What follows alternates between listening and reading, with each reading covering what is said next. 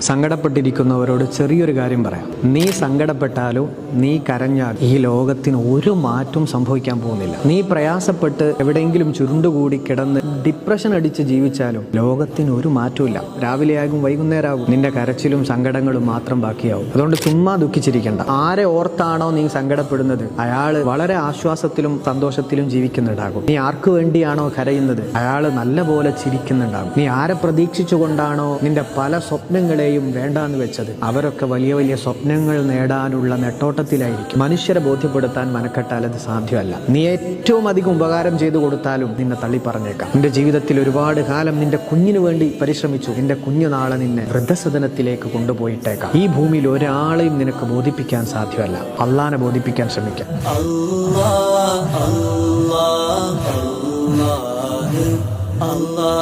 Allah